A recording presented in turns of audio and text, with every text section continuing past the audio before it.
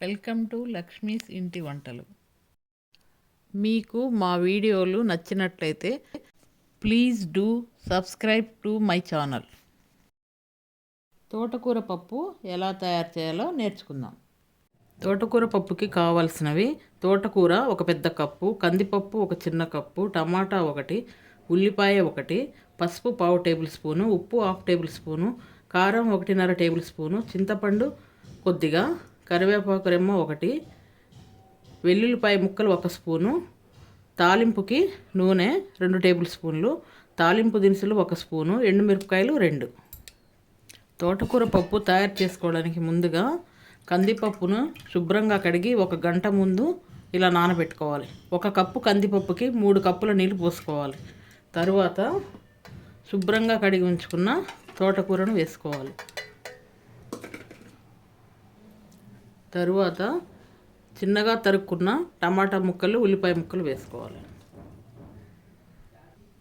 తరువాత చింతపండు వేసుకోవాలి. తరువాత పసుపు, ఉప్పు, కారం అన్నీ వేసుకొని మూత పెట్టి తరువాత పొయ్యి వెలిగించుకొని చిన్న మంట మీద పప్పు ఉడికే వరకు ఉడికించుకోవాలి. పప్పుని మనం చిన్న మంట మీద ఉడికించుకోవడం వల్ల పప్పు పొంగకుండా ఉంటుంది. ఇదే ఇంగ్రీడియంట్స్తో కుక్కర్లో కూడా ఈ పప్పు చేసుకోవచ్చు. పప్పు ఇలా బాగా ఉడికిన తర్వాత మరీ మెత్తగా కాకుండా ఇలా పలుకుగా ఉండాలి.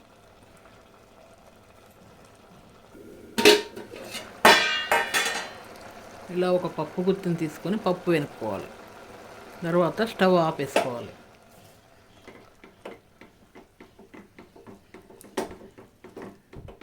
ఇలా పప్పు అంతా బాగా మెదిగే వరకు పప్పును వెనుక్కొని తాలింపు వేసుకోవాలి. తాలింపుకు గిన్నె పెట్టుకొని వేడి చేసుకోవాలి. తాలింపుకి నూనె వేసుకోవాలి. తరువాత తాలింపు గింజలు వేసుకోవాలి. తరువాత ఎండుమిరపకాయలు వేసుకోవాలి. తర్వాత సన్నగా తరిగి ఉంచుకున్న వెల్లుల్లిపాయ ముక్కలు వేసుకోవాలి. తరువాత కరివేపాకును వేసుకోవాలి.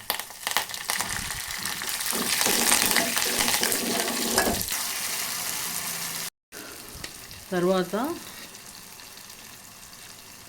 తాలింపులో ఈ పప్పు వేసుకోవాలి.